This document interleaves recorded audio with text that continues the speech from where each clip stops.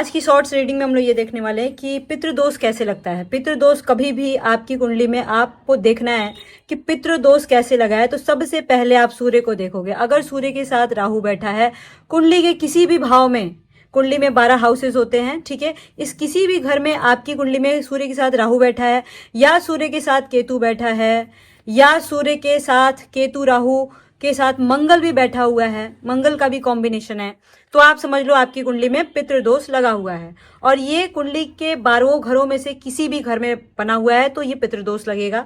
साथ ही साथ एक और चीज देखेंगे, ये जो हाउस होता है 9th हाउस, ये हमारे पिता का हाउस मेन बोलते हैं, 9th हाउस है एक्चुअली। इस 9th हाउस में किसी भी कुंडली में इस घर में आपकी कुंडली में कोई भी नंबर हो सकता है, 1 से लेके 12 के बीच में। आप किसी भी लगन के आदमी हो, लेकिन इस घर में कुछ भी हो सकता है 1 से 12 के बीच में। और कुछ भी में अगर यहाँ पे अगर राहु बैठा हुआ है किसी भी प्लेनेट के साथ, किसी भी प्लेनेट के साथ आंख बंद करके देख लो, या अकेले भी बैठा है, राहु यहाँ बैठा है या केतु बैठा है, राहु या केतु दोनों में से कोई हो एक, यहाँ राहु या केतु बैठा है, और ये 3rd हाउस बोलते हैं इसको, 3rd हाउस में राहु या केतु दोनों में से कोई भी बैठा है, अकेले बैठा हो या किसी प्लेनेट के साथ भी बैठा हो, तो भी पितृदोष लगता है, ठीक है ना।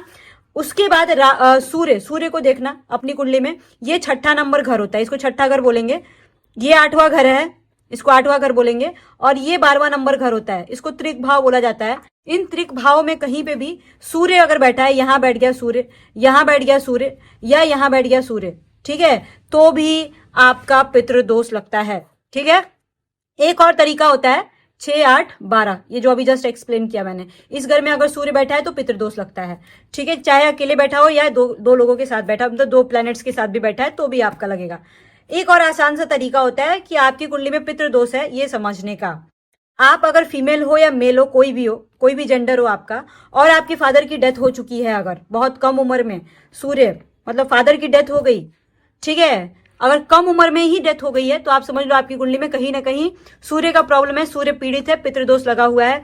या फिर आपके पिता से नहीं बनती है, मतलब बनती ही नहीं है, झगड़ा होता है, तो भी आपकी कुंडली में पितृदोष लगा हुआ है, ठीक है। या तो डेथ हो गई हो या बनती नहीं हो, झगड़ा होता है तो भी पितृदोष होगा। या फिर ऐसा हो सकता है पिता से बचपन से ही दूरियां हो, काम के सिलसिले में हो, पढ़ाई के सिलसिले में हो, ज्यादा बात नहीं होती हो, तो भी आप मान लो कि आपकी कुंडली में पितृदोष लगा हुआ है। तो ये एक तरीका हो गया पितृदोष जानने का। पितृदोष के निवारण मैं अगले वीडियो में बताऊंगी, नेक्स्ट वीडियो।